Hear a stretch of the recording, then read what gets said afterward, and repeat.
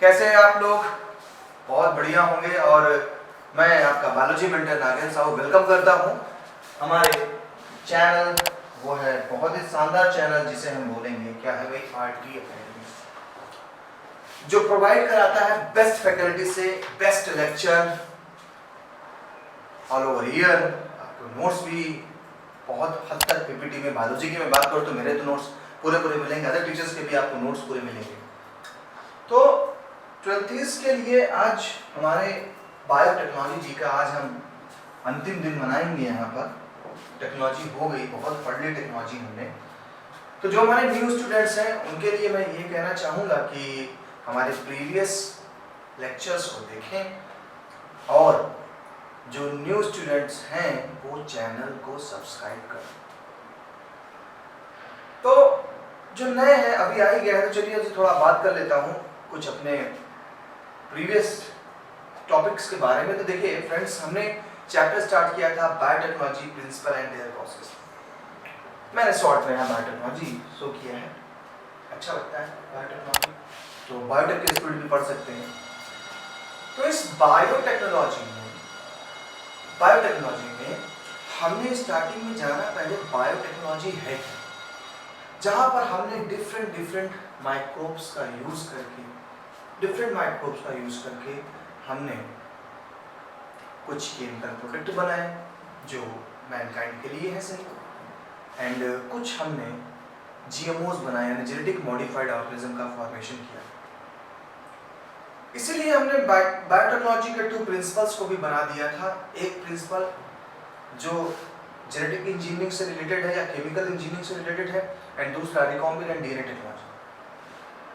इस तरह के बाद हमने आपको टूल्स बताया कि अगर हमें रिकॉम्बिनेंट डीएनए बनाना था, तो रिकॉम्बिनेंट डीएनए क्या था स्टूडेंट्स, जो हमारा वेक्टर डीएनए है और जिसमें हम अपना डीएनए एंटर करेंगे, हम उस डीएनए को जब दोनों मिक्स हो जाते हैं तो इसे हम बोलते हैं आरडीएनए। बार बार मैं बातें फोकस कर रहा हूँ, याद रखिए आरडीएनए को। आरडीएनए क्या है? Recombinant DNA is a combination of vector DNA and your desired DNA. Okay, तो ये हमने जो है टूल्स क्या क्या है, देन टूल्स के बाद हमने प्रोसेस को समझा, और उस प्रोसेस में हमने सबसे पहले सेल से डिजायर्ड डीएनए को आइसोलेट किया। हमने वेक्टर को चूज किया कि कौन सा वेक्टर हमें यूज करना है। देन हमने 2 डीएनए को ऐड किया, मैंने रिकॉम्बिनेंट डीएनए बनाया। हमने पीसीआर के बारे में जाना, यानी अगर हमारे पास डिजायर्ड डीएनए के नंबर कम हैं तो हम क्या करेंगे, हम उस नंबर को इंक्रीज कर सकते हैं, डिजायर्ड डीएनए के नंबर को बढ़ा सकते हैं due to the polymerase chain reaction. हमने वो टॉपिक पढ़ा।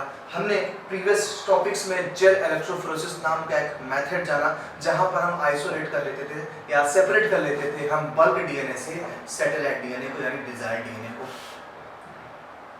एंड आज हम अपने कॉम्पिटेंट होस्ट को कैसे पहचाने कि हमने जिस बैक्टीरिया में अपना रिकॉम्बिनेंट डीएनए डाला है, क्योंकि देखिए बात पैसे की है, पैसा कमाना है भाई। आप रिकॉम्बिनेंट डीएनए को ऐसे ले चले कि आपको पैसे कमाना है ना, तो आप क्या करना है, आपने फिर से मैं एक बार अपने स्टाइल दिखाता हूँ। चलिए चालू करते हैं process of recombinant DNA technology second part. Okay, चलिए थोड़ा सा अपने स्टाइल में आते हैं।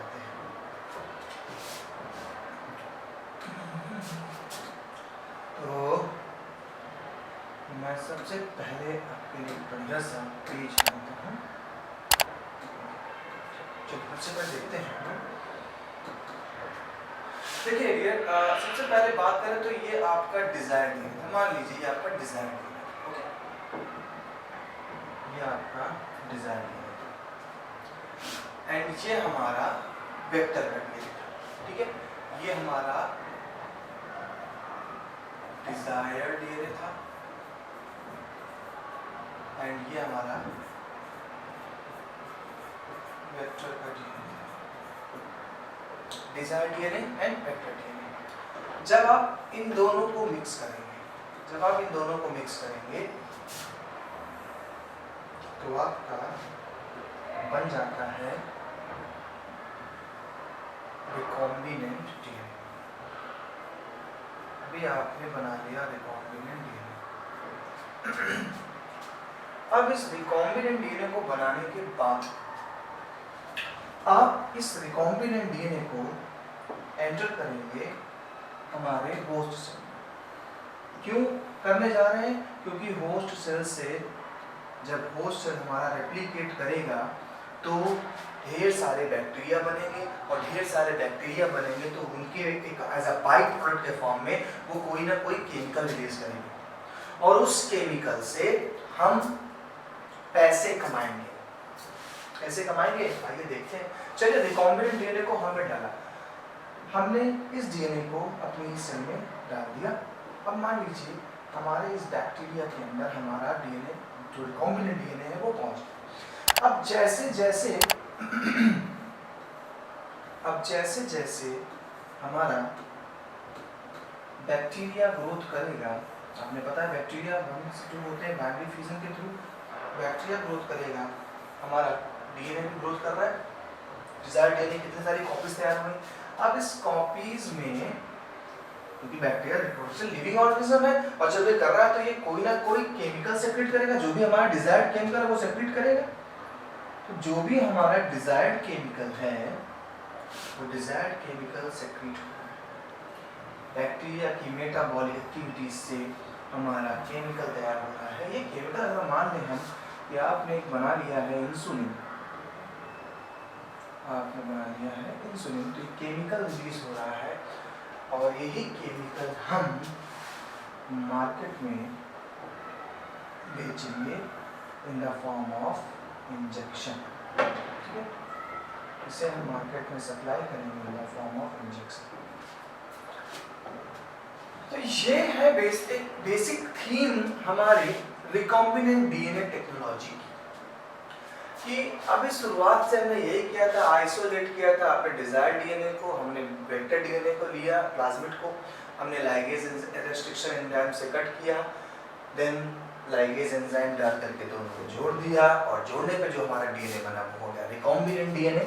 एंड रिकॉम्बिनेंट डीएनए को हमने अपने होस्ट सेल में एंटर किया। वो होस्ट सेल बैक्टीरिया हो सकता है, एग्रोबैक्टीरियम डोमिनिफिशियन जो प्लांट सेल में हमला करेगा, रेट्रोवायरस हम यूज करते हैं एनिमल सेल में, वो हमारा होस्ट है। हमें जो भी केमिकल तैयार करना है हम अपने होस्ट सेल में डाल देंगे। अब होस्ट सेल रेप्लिकेशन करेगा, रिप्रोडक्शन करेगा, अपने नंबर को बढ़ाएगा, और जब भी वो अपने नंबर को बढ़ाएगा तो हमारे भी नंबर को बढ़ाएगा, यानी हमारे भी डीएनए को बढ़ाएगा। और जब डीएनए बढ़ेगा तो सिंपल सी बात है, हमने पढ़ा हुआ है डीएनए ही प्रोटीन का फॉर्मेशन करता है, डीएनए ही प्रोटीन का फॉर्मेशन करेगा। यहाँ भी डीएनए प्रोटीन बनाना चालू कर देता है, और जब डीएनए प्रोटीन बनाना चालू कर देता है, वो प्रोटीन इंसुलिन हो सकता है, वो प्रोटीन डाइजेस्टिव एंजाइम्स हो सकते हैं, तरह तरह के हम केमिकल्स बना सकते हैं, चाहे वो एंटीबायोटिक्स हो, चाहे वो वैक्सीन्स हो, ये सारी चीजें हम ऐसे तैयार करते हैं और फिर मार्केट में बेच के पैसा कमाते हैं।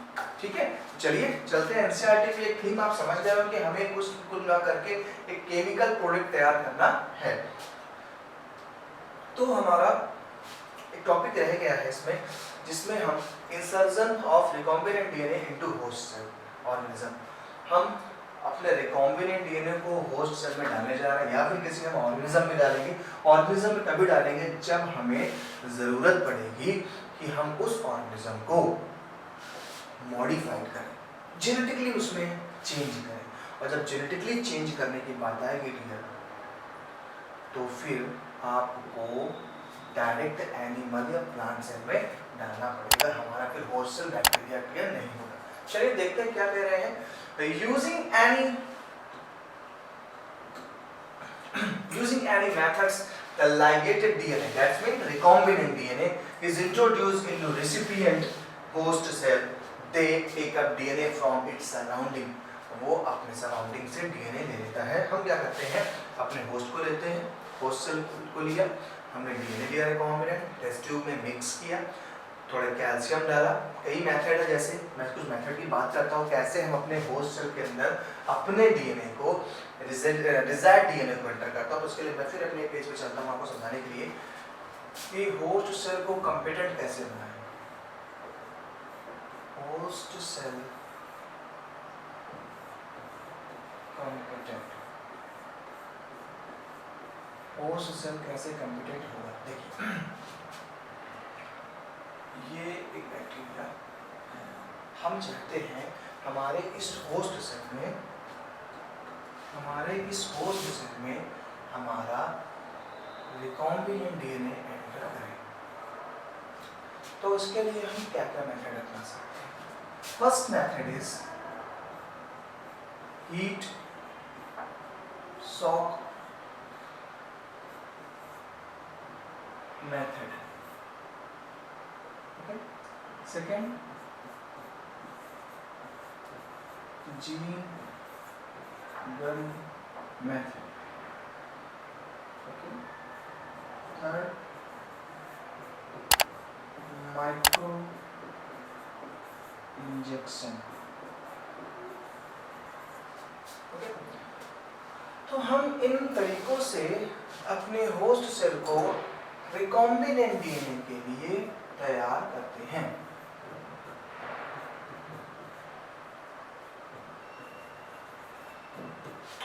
तो होस्ट सेल हो गया, हमारा रिकॉम्बिनेंट डीएनए हो गया। 3 मेथड का यूज कर रहे हैं, heat shock method, gene gun method and micro injection.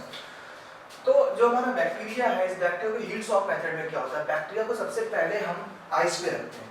Okay, बर्फ पे, ठंड एकदम चिल आइस पे रखेंगे। आइस पे रखने के बाद जस्ट इसे हम किस में डाल देंगे? हाई टेम्परेचर प्रोवाइड कराएंगे 45 डिग्री सेल्सियस के आसपास, और डीएनए हमारा पड़ा रहेगा। यानी बैक्टीरिया है, डीएनए है, पहले आइस पे, देन हीट, फिर देन आइस। तो जब आइस पे बात करेंगे कि सेल वॉल्स होती है, ये ओपन हो जाती है। सेल वॉल में पोर होते हैं, पोर ओपन हो जाते हैं, और जब पोर ओपन होता है तो हमारा रिकॉम्बिनेंट डीएनए आसानी से अंदर चला जाता है। ये पहला मेथड होता है heat shock method. Gene gun method क्या होता है? जीन गन मेथड में क्या होता है बेटा कि कुछ गोल्ड या टंगस्टन के बने कवरिंग से, गोल्ड या टंगस्टन की बने एक कवर पे बहुत ही छोटे से इंजेक्शन के थ्रू, बहुत ही छोटे से इंजेक्शन के थ्रू या एक छोटा सा गन के थ्रू, बहुत छोटा सा गन के थ्रू हम प्रेसिपिटेशन कराते हैं। इस गोल्ड कवरिंग के पास हमारा डीएनए लगा है, और इससे हम डायरेक्ट होस्ट सेल में क्या करते हैं? क्या करते हैं? फायरिंग करते हैं, छोटी सी गन से मेथड। तो ये हमारा जीन गन मेथड होता है। एंड थर्ड होता है हमारा माइक्रो इंजेक्शन। माइक्रो इंजेक्शन में बहुत ही स्मॉल पिपेट होता है, बहुत ही स्मॉल पिपेट होगा, और इस स्मॉल पिपेट में हमारा रिकॉम्बिनेंट डीएनए भरा होगा, और इस स्मॉल पिपेट से हम किसी सेल में अपने इंजेक्शन के थ्रू, इस माइक्रो इंजेक्शन के थ्रू अपना रिकॉम्बिनेंट डीएनए भेज देते हैं। माइक्रो इंजेक्शन के थ्रू रिकॉम्बिनेंट डीएनए को एंटर कर दिया। इस तरीके से हम होस्ट सेल में अपने रिकॉम्बिनेंट डीएनए को एंटर कर सकते हैं, यानी हीट शॉक मेथड से, जीन गन मेथड से, या फिर माइक्रो इंजेक्शन से। और फिर दूसरे तरीके हैं, अगर एनिमल्स में एंटर करना है तो हम वायरस का यूज करके, ट्यूमर वायरस का यूज करके हम भेजते हैं। ठीक है, तो बेसिकली हम इन मेथड से होस्ट सेल को कॉम्पिटेंट बनाते हैं। कॉम्पिटेंट मतलब लायक, हम रिकॉम्बिनेंट डीएनए डालने के लिए उसको कॉम्पिटेंट बना रहे हैं, और जब कॉम्पिटेंट बन गया तो हमारा रिकॉम्बिनेंट डीएनए चला गया। अब रिकॉम्बिनेंट डीएनए चला गया, सिंपल सी बात है, हमें इससे प्रोडक्ट बनने में आसानी होगी। लेकिन एक सवाल खड़ा होता है, और वो क्या है समझे। मान लीजिए हमने अपने बैक्टीरिया में, ये हमारा रेड कलर का बैक्टीरिया है जहाँ पे रिकॉम्बिनेंट डीएनए है, ये है, लेकिन ऐसे कई बैक्टीरिया हैं, क्योंकि हर जगह बैक्टीरिया मौजूद है, तो इनके आसपास दूसरे बैक्टीरिया भी आ गए। अब कैसे हम समझें कि कौन सा बैक्टीरिया हमारा भी, यहाँ तो आप कलर से डिफरेंशिएट कर पा रहे हो, बट वहाँ डिफरेंशिएट नहीं कर पाओगे। तो कैसे हम जाने कि हमारा ये कॉम्पिटेंट या ट्रांसफॉर्मेंट है और ये नॉन ट्रांसफॉर्मेंट है? तो इसके लिए मेथड क्या करते हैं, चलिए आते हैं। If a recombinant DNA bearing ampicillin resistant gene, क्या है, जो recombinant DNA हमने लिया है, अगर उसमें ampicillin resistant gene है, तो ये transfer into E. coli cells, the host cell become ampicillin resistant gene. मैंने तुम्हारी बॉडी में कोई recombinant DNA डाला, recombinant DNA बोलता हूँ, बार-बार बोल रहा हूँ, recombinant DNA मतलब vector DNA and your desired DNA. तो जब desired DNA और vector DNA आपके पास पहुंचे, लेकिन हमने प्लाज्मिड वो डाला है जो प्लाज्मिड एम्पिसिलिन रेसिस्टेंट जीन लगता है, ये मैंने आपको PBR 322 में बताया था। बॉलिवर एंड रॉड्रिगुएज ने जो आर्टिफिशियल बनाया था प्लाज्मिड, याद है? ऐसे ही प्लाज्मिड क्या होते हैं, रेजिस्टेंस जीन्स बियर करते हैं, कोई एम्पिसिलिन है, कोई पेनिसिलिन से रखता है, अब याद आ गया ना? तो वही कह रहा है कि हम जो रिकॉम्बिनेंट डीएनए होस्ट सेल में डालेंगे, वो होस्ट सेल में हमने डाला है एम्पिसिलिन रेसिस्टेंट जीन्स, यानी ये रिकॉम्बिनेंट डीएनए जिसकी बॉडी में जाएगा, तुम्हारी बॉडी में जाएगा रिकॉम्बिनेंट डीएनए, तो ये तुम्हारी बॉडी में भी एम्पिसिलिन रेसिस्टेंट पावर दे देगा। ठीक है, वही हमने किया कि हमने जो रिकॉम्बिनेंट डीएनए था, उस रिकॉम्बिनेंट डीएनए में एम्पिसिलिन जीन था और इसको मैं ट्रांसफर कराया E coli. The host cell became ampicillin resistant host cell. अब कैसे हम निकाले अपने ट्रांसफॉर्मेंट को? सिंपल सी बात है, जब हमने ट्रांसफॉर्मेंट को न्यूट्रिएंट मीडियम में डाला और उस न्यूट्रिएंट मीडियम में एम्पिसिलिन नाम का एंटीबायोटिक था। अब जब आपने अपने बैक्टीरिया डाल दिए, होस्ट सेल डाल दिया, सिंपल सी बात है, यहाँ दूसरे बैक्टीरिया भी घुस जाएंगे, घुसेंगे ही, हर जगह बैक्टीरिया, ये भी पहुंच गए। अब कैसे अलग करें दोनों को? तो दोनों में सिंपल सी बात है यार, यहाँ पर एम्पिसिलिन मिला हुआ है और हमारा जो बैक्टीरिया है वो एम्पिसिलिन रेसिस्टेंस पावर रख रहा है, because they have ampicillin resistant genes. तो ये जो एम्पिसिलिन रेसिस्टेंट जीन्स रखे हुए हैं, इनके ऊपर इस एम्पिसिलिन का कोई असर नहीं हुआ, और जब इस एम्पिसिलिन का कोई असर नहीं हुआ, देन हमारा बैक्टीरिया जिंदा रहा और वो बैक्टीरिया बेचारे मारे गए। जब मारे गए तो वो डिसॉल्व हो जाते हैं इस न्यूट्रिएंट मीडियम में, जबकि हमारे बैक्टीरिया साफ साफ दिखाई पड़ेंगे माइक्रोस्कोप से, एंड आप इसको बाहर निकाल लेंगे। इस मेथड के थ्रू हम अपने रिकॉम्बिनेंट बैक्टीरिया को बाहर निकालते हैं, रिकॉम्बिनेंट होस्ट को बाहर निकालेंगे, या हम अपने ट्रांसफॉर्मेंट को बाहर निकाल लेंगे। बस यही बैक्टीरिया निकाल करके अब हमको इनसे केमिकल तैयार करना है। सारे चीजें हमने कर डाली, रिकॉम्बिनेंट डीएनए बना लिया, होस्ट सेल में डाल दिया, होस्ट सेल को भी यानी रिकॉम्बिनेंट को अलग कर लिया, नॉन रिकॉम्बिनेंट को फेंक दिया। अब हमारा आगे काम चालू होगा। अब आगे की बात करते हैं कि the ultimate aim to recombinant DNA technology is to produce a desirable protein। जो एक मेन एम है वो एम यही है कि हम डिजायरेबल प्रोटीन को पाएं।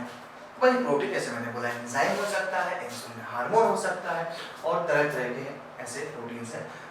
If a protein foreign gene is expressed in a heterologous host, it is called a recombinant protein।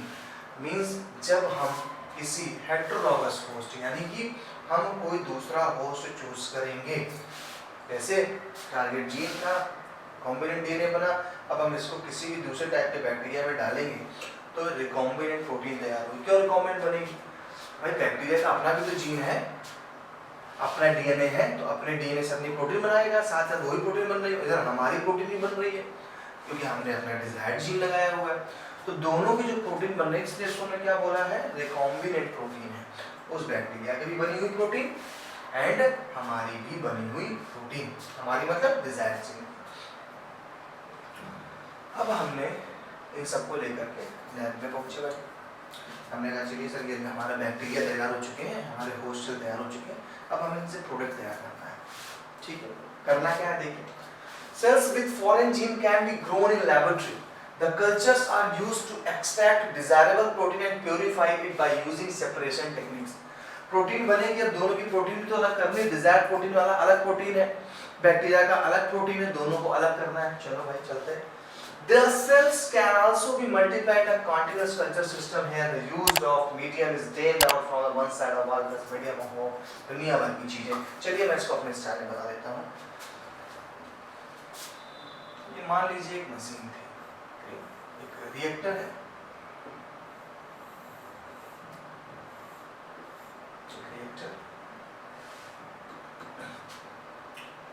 इस रिएक्टर में हमने कुछ कल्चर मीडियम डाला,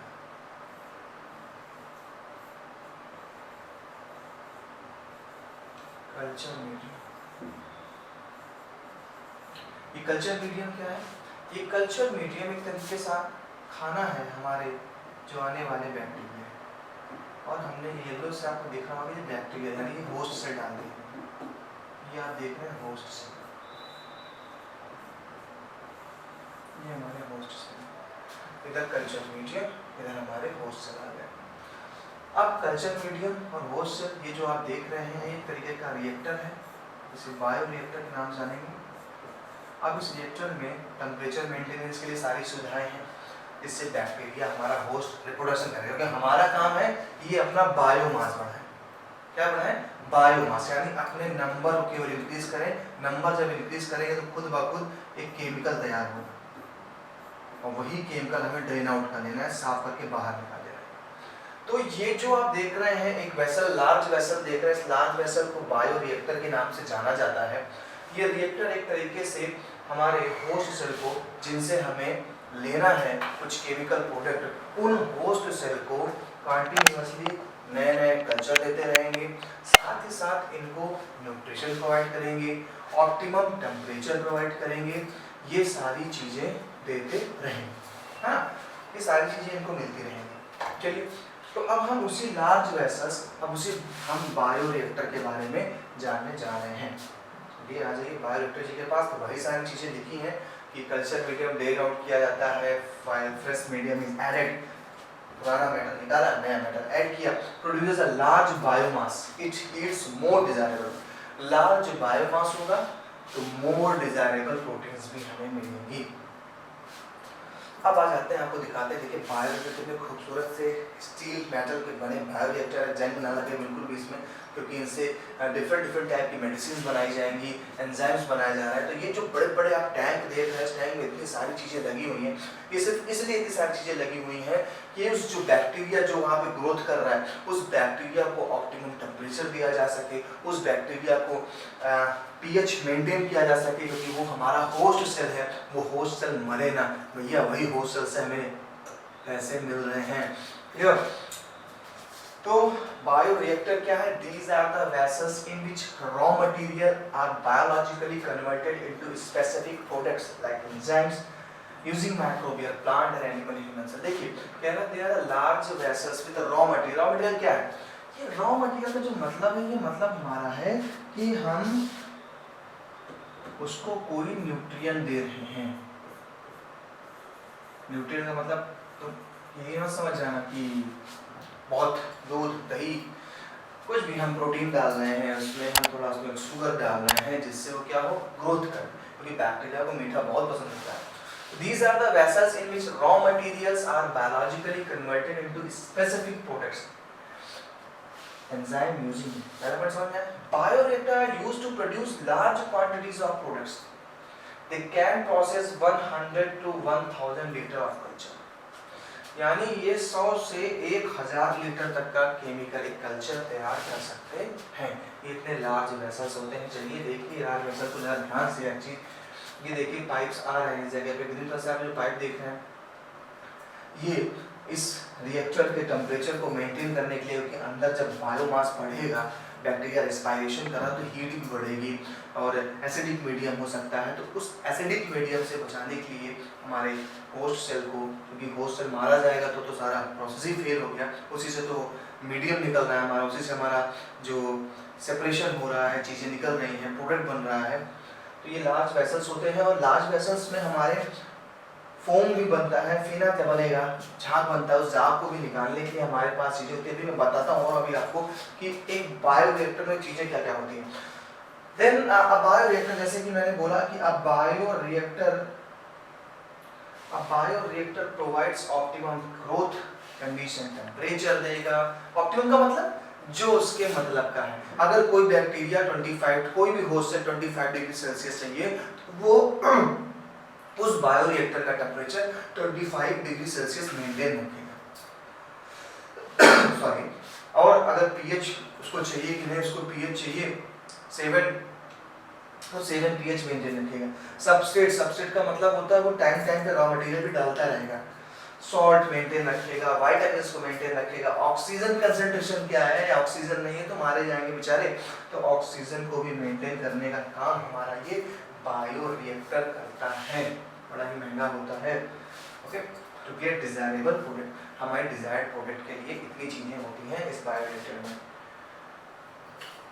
most commonly used bioreactor are stirring tank bio, हमारी जो एनसीईआरटी लिखती है स्टिल्ड टैंक रिएक्टर। तो स्टिल्ड टैंक रिएक्टर में देखिए क्या है, एसिड बेस मेंटेन करने के लिए है।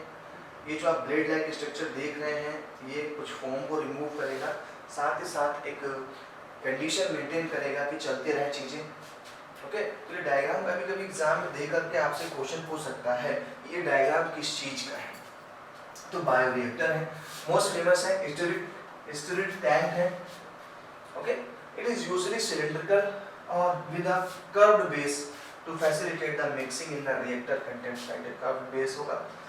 The still facilitate even mixing and oxygen availability. Alternatively, air can be bubbled through the reactor. ये फोम ऐसे घूमता रहेगा, मशीन घूमती रहेगी फोम ऐसे नीचे से, ऑक्सीजन मिक्स करता रहेगा, जो बबल्स होंगे इनको ऊपर फेंकता रहेगा। ये हमारा स्टिल टैंक होता है। तो सबसे ज़्यादा अगर स्टिल टैंक के बारे में पूछेगा तो एनसीईआरटी में आपको डायग्राम दे करके और आपसे इस पे क्वेश्चन पूछेगा क्या फंक्शन होता है, क्या नेम है ना, कैसे बचा रहा, कैसे बना रहा प्रोडक्ट को। तो ये एक तरीके का बायोरिएक्टर है जहाँ पर हम अपने होस्ट सेल को फलने फूलने देते हैं, क्योंकि वो फलेगा फूलेगा तो हम भी फलेंगे फूलेंगे, हमारा प्रोडक्ट तैयार होगा। लेकिन इतने पे काम नहीं खत्म होता है, अभी काम खत्म होना करके कि एक बायोरिएक्टर के पार्ट्स क्या है। तो an agitating system, agitating system मतलब जो मूव करता रहेगा, मूव कर रहा है agitating system. Oxygen delivery system होगा। फोम कंट्रोल, मैंने बोला था फोम का मतलब झाग आ जाएगी, तो फोम ना बने, फोम को रिमूव किया जाए, तो फोम को कंट्रोल करने के लिए सिस्टम होगा। टेम्परेचर कंट्रोल सिस्टम होगा, पीएच कंट्रोल होगा, सैम्पलिंग पोर्ट्स यानी for period withdrawal of the culture, automatically कुछ टाइम पे हमारा कल्चर रहेगा। कल्चर मतलब बार बार उन होस्ट सेल को, उन बैक्टीरिया को जिंदा रखने के लिए दिया गया न्यूट्रिशन होता है क्या, कल्चर। ठीक है, इतने सारे पार्ट्स हैं हमारे बायोरिएक्टर के। And last process is downstream process. आपसे पूछ सकता है व्हाट इज डाउनस्ट्रीम प्रोसेस, तो it is a series of process such as separation and purification of product after the synthesis of our product. तो देखिए जो हमारा प्रोडक्ट बना, उस प्रोडक्ट के बाद हमने सेपरेट किया। सेपरेट क्यों कर रहे हैं, क्योंकि उसी में हमारा बैक्टीरियल प्रोडक्ट भी था, हमारे बैक्टीरिया का जो भी अपना प्रोडक्ट रहा वो था, साथ ही साथ हमारा डिजायर्ड प्रोटीन भी थी। तो सबसे पहले हम सेपरेट करके उन दोनों चीज़ों को अलग कर लेते हैं। सेपरेशन के बाद इतने लंबे प्रोसेस के थ्रू, क्योंकि आपको इतना ही पढ़ना है, आपसे वो डायग्राम में ड्रॉ करने वाला है, ये तो समझाने के लिए है कर दिया। इसके बाद सिर्फ आपसे डिफिनेशन पूछेगा डाउनस्ट्रीम प्रोसेस में। सबसे पहला काम हम करते हैं सेपरेशन एंड सेकंड काम करते हैं प्यूरिफिकेशन ऑफ प्रोडक्ट। प्यूरिफिकेशन मतलब कोई हार्मफुल चीज़ें न रह जाए, हार्मफुल बैक्टीरिया न रह जाए, क्योंकि ये मार्केट में सप्लाई होने वाली है और इसको पी करके लोग इसे भरोसा करेंगे, और इसको किसी ने भरोसे में पी लिया, चला टपक गया, कंपनी तो गई, फांसी सजा हो जाएगी। इसलिए इसको प्योरीफाई भी किया जाता है। प्योरीफाई करने के बाद अब ये हमारा प्रोडक्ट तैयार है मार्केट में जाने के लिए। तो the product is formulated with suitable preservative such as formulation undergoes clinical trials. Clinical trials होंगे, ये नहीं बना दिया भेजा। क्लिनिकल ट्रायल मतलब उसको ऑब्जर्व करने के बाद टेस्ट किया जा रहा है एनिमल्स पे, हाँ सही है, हाँ बढ़िया काम कर रहा है, देन क्वालिटी कंट्रोल टेस्टिंग के बाद ये मार्केट में आ जाता है। तो सोचिए बड़ी बड़ी कंपनियों को ये मार्केट में लॉन्च करने के लिए कितना मेहनत करनी पड़ती है। पहले डिजायर्ड डीएनए ढूंढो, प्लाज्मिड से जोड़ो, एंड प्लाज्मिड से जोड़ने के बाद कॉम्पिटेंट होस्ट जो सेल है उसको तैयार करो, पीसीआर करो, जेल इलेक्ट्रोफोरेसिस करो, कितने सारे मेथड के बाद कहीं जाकर के एटलीस्ट हमें हमारा प्रोडक्ट तैयार होता है। तो काफ़ी मेहनत होती है और शायद इसीलिए इन केमिकल्स की कीमत भी अच्छी खासी होती है, क्योंकि प्रोसीजर काफ़ी लंबा है। कितने तो आपने एंजाइम्स के नाम पढ़ डाले, है ना। तो देखिए चैप्टर हमारा फिनिश होता है और इस चैप्टर में हमने काफ़ी कुछ जाना, जिसमें हमने जाना चीज़ों को कि भाई एक बायोटेक्नोलॉजिस्ट करते क्या है, बायोटेक्नोलॉजिस्ट कैसे डिफरेंट टाइप के केमिकल्स को बना है। सारा खेल डीएनए का था, स्टार्टिंग से एंड तक सारा खेल डीएनए का। डीएनए सारे काम कर रहा है, डीएनए प्रोटीन बना रहा है, उस प्रोटीन को हम मार्केट में सप्लाई कर रहे हैं। तो फ्रेंड्स इस तरीके से ये चैप्टर हमारा फिनिश हुआ। नेक्स्ट हमारा जो लेक्चर होगा वो chapter application of biotechnology based होगा। वो भी आपके लिए थोड़ा सा डिफिकल्ट चैप्टर रहेगा, बट टेंशन ना लें, मैं साथ में हूँ। उन दोनों चैप्टर्स को अगर आप देखेंगे तो थोड़ा टेक्निकल चैप्टर रहे। ये वाला चैप्टर भी टेक्निकल था हमारा, और एप्लीकेशन ऑफ बायोटेक्नोलॉजी भी थोड़ा सा टेक्निकल चैप्टर रहेगा, लेकिन हाँ उसके बाद चैप्टर्स आपके लिए फिर आसान है। तो नेक्स्ट लेक्चर पे हम मुलाकात करेंगे नए chapter application of biotechnology. But जाने से पहले मेरी बात याद रखें, चैनल को लाइक, सब्सक्राइब और शेयर करें। और एक ऐसा शानदार प्लेटफॉर्म है जहाँ पर आपको हर फैकल्टी, जो भी फैकल्टी हमारे यहाँ फिजिक्स, केमिस्ट्री, बायो, मैथ की है, वो बेस्ट फैकल्टी है और उनसे बेस्ट लेक्चर आपको प्रोवाइड कराए जाए। ओके, चलिए मुलाकात करते हैं फिर नेक्स्ट क्लास में। तक के लिए बाय। ओके।